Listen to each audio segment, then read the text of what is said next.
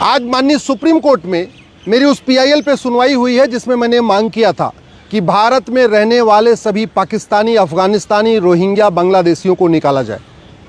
2017 में ये मैंने पीआईएल फाइल किया था और मेरा मानना है कि इस समय भारत में लगभग 6 करोड़ घुसपैठिए रह रहे हैं।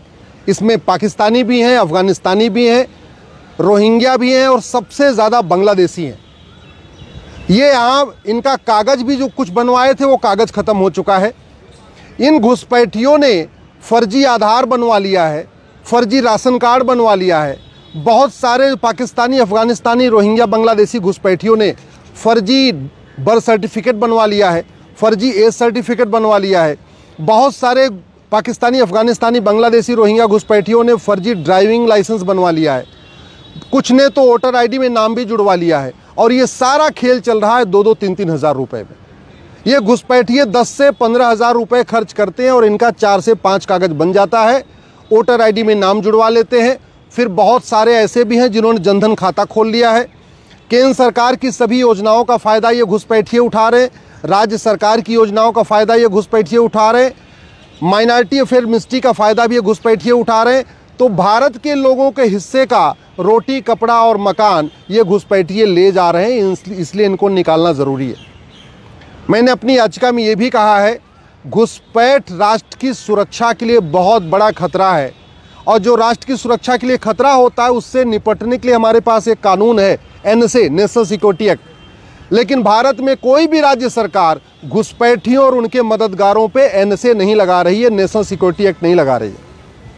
मैंने दूसरी बात ये कही है कि ये जो 6 करोड़ घुसपैठिए यहाँ पर भारत में रह रहे हैं, ये पाकिस्तानी, अफगानिस्तानी, बांग्लादेशी, रोहिंग्या, ये हमारी देश की एकता, अखंडता के लिए खतरा है। कल को ये भारत के खिलाफ विद्रोह भी कर सकते हैं, इसलिए इनको निकालना ज़रूरी है।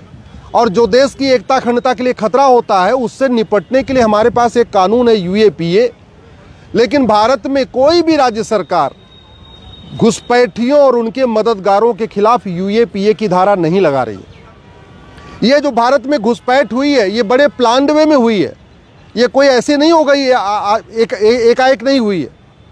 ये बाकायदा अपने आप में भारत की डेमोग्राफी बदलने के लिए घुसपैठ हुई है और ये एक तरीके से इनडायरेक्ट वॉर है। और इनडायरेक्ट वॉर से निपटने के लिए जो नई भारतीय न्याय संहिता है इसमें भी वेजिंग वॉर की धारा है। जो पुराना वाला इंडियन पिनल कोड था उसमें भी वेजिंग वॉर की धारा थी। लेकिन आज तक किसी भी राज्य सरकार ने, किसी भी जिले की पुलिस ने घुसपैठियों और उनके मददगारों के खिलाफ वेजिंग वॉर की धारा नहीं लगाई है।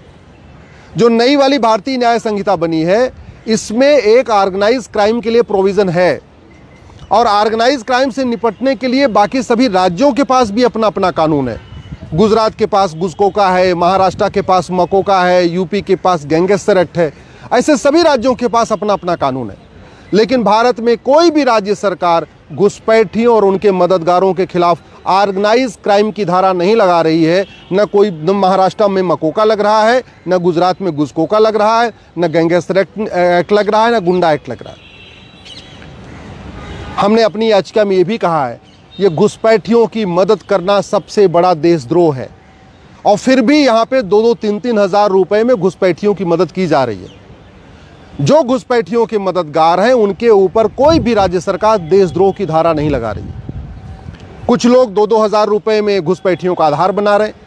नगर निगम के दलाल 2,000 रुपये, 3,000 रुपये में घुसपैठियों का बर्थ सर्टिफिकेट बना के दे रहे हैं। तहसील के दलाल 2 से 3 हज़ार रुपये में घुसपैठियों को राशन कार्ड बना के दे रहे हैं। वहीं दूसरी तरफ उनको 2 से 3 हज़ार रुपये में डोमिसाइल सर्टिफिकेट दिया जा रहा है। स्कूल में बहुत सारे ऐसे हैं जो स्कूलों के दलाल हैं, एजुकेशन माफिया हैं, वो 2 से 3 हज़ार रुपये में उनको फर्जी बर्थ सर्टिफिकेट बना के दे रहे हैं और उनका जो है फर्जी मार्कशीट भी बना के दे रहे हैं। अब ये घुसपैठिए भारत में खाता भी खोल चुके हैं, मुफ्त में मकान भी ले रहे हैं, मुफ्त में राशन भी ले रहे हैं, मुद्रा लोन भी ले रहे हैं, केंद्र की योजनाओं का भी लाभ ले रहे हैं, राज्य की योजनाओं का भी लाभ ले रहे हैं। उसका मूल कारण ये है, एक तो हमारा 1946 वाला कानून जो फॉरेनर एक्ट है वो महाघटिया था। हालांकि कानून अभी बदला है लेकिन जो नया बना है वो भी कोई बहुत अच्छा कानून नहीं बना है। दुनिया के कई देशों में अवैध घुसपैठ करने पे 10 से 20 साल की सज़ा का प्रावधान है। हमारा पुराना वाला 1946 वाला कानून तो वैसे ही महाघटिया था, जो नया बना है इमिग्रेशन एक्ट आया, उसमें भी इसको जघन्य अपराध घोषित नहीं किया गया है। इसलिए मैंने कोर्ट से मांग किया है कि जो लोग घुसपैठ कर रहे हैं भारत में और जो घुसपैठियों की मदद कर रहे हैं, इनके खिलाफ 5 धारा लगाने के लिए सभी राज्य सरकारों को कहा जाए। सबसे पहले पूरे देश के सभी जिला के कप्तान, सभी डीजीपी ये सुनिश्चित करें कि घुसपैठियों और उनके मददगारों पे एनएसए लगेगा। दूसरी हमारी मांग है कि जो लोग घुसपैठ कर रहे हैं और जो घुसपैठियों की मदद कर रहे हैं, उनके खिलाफ यूएपीए की धारा लगाई जाए। तीसरी हमारी मांग है कि जो घुसपैठ कर रहे हैं और जो घुसपैठियों की मदद कर रहे हैं, उनके खिलाफ वेजिंग वॉर की धारा लगाई जाए। चौथी हमारी मांग है कि घुसपैठियों की मदद करना, इसको देशद्रोह घोषित किया जाए और घुसपैठियों के मददगारों पे देशद्रोह की धारा लगाई जाए। और पांचवी हमारी मांग है कि घुसपैठियों और उनके मददगारों के खिलाफ गैंगस्टर एक्ट लगा के, मकोका लगा के, घुसकोका लगा के इनकी प्रॉपर्टी जब्त किया जाए, इनकी नागरिकता ख़त्म किया जाए और इनको सुनिश्चित किया जाए कि 1 साल के अंदर आजीवन कारावास मिले। हमारा 1955 वाला जो कानून है, सिटीजनशिप एक्ट, इतना सड़ा हुआ कानून है, इतना घटिया कानून है कि आज तक किसी भी घुसपैठियों के मदद करने वाले की नागरिकता नहीं गई।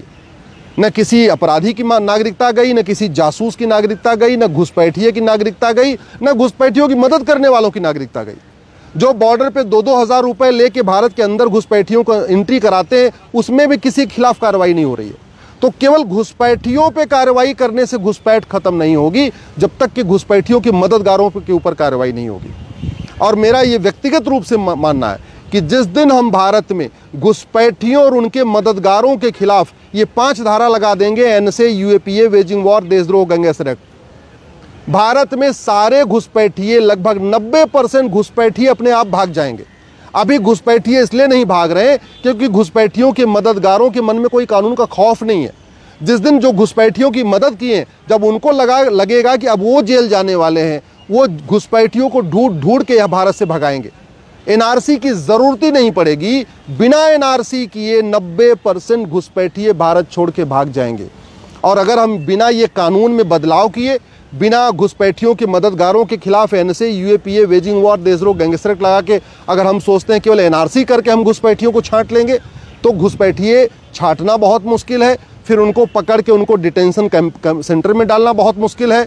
कितना हम डिटेंशन सेंटर बनाएंगे, क्योंकि 2-4 तो है नहीं, 6 करोड़ है, ऑस्ट्रेलिया के 3 गुना है। ऑस्ट्रेलिया की जनसंख्या 2 करोड़ है और भारत में 6 करोड़ घुसपैठिए रह रहे हैं। ऐसा कोई जिला नहीं है जहाँ घुसपैठियों ने अपना झुग्गियाँ नहीं बना लिया है। नदियों के किनारे घुसपैठियों ने झुग्गी बना लिया है, जंगलों में घुसपैठी झुग्गी बना लिया है। उत्तराखंड देख लीजिए आप, हिमाचल देख लीजिए, जितने बॉर्डर के स्टेट हैं वहाँ इन्होंने अपने पूरी झुग्गियाँ बना लिया है। एयरपोर्ट के किनारे घुसपैठियों की झुग्गी बन गई है, बंदरगाहों के किनारे घुसपैठियों की झुग्गी बन गई है।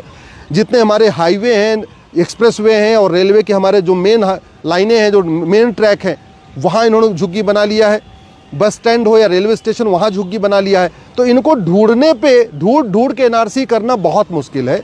तरीका यही है कि घुसपैठियों को पकड़ा जाए, उनका narco polygraph brain mapping test किया जाए, उनसे पूछा जाए कि उनको किसने किसने मदद किया, और उनके मददगारों के ऊपर, जो घुसपैठियों के मददगार हैं, चाहे वो लेखपाल है, चाहे पटवारी है, चाहे कोई सिपाही है, चाहे कोई दरोगा है, चाहे कोई पार्षद है, चाहे कोई प्रधान है, चाहे कोई नेता है या कोई दलाल है, चाहे वो तहसील का दलाल है, चाहे थाने का दलाल है या नगर निगम का दलाल है, कोई भी दलाल है, जिन्होंने घुसपैठियों की मदद किया है, बस उनके खिलाफ कार्रवाई शुरू कर देंगे।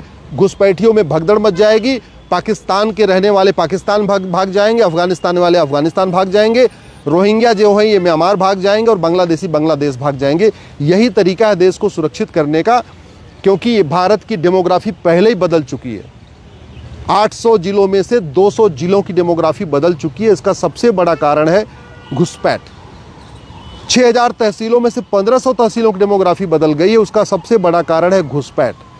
9 राज्यों में ऑलरेडी डेमोग्राफी पूरी बदल चुकी है। पूरे बॉर्डर पे जो 300 तहसीलें हैं, उन सभी 300 तहसीलों की डेमोग्राफी बदल चुकी है।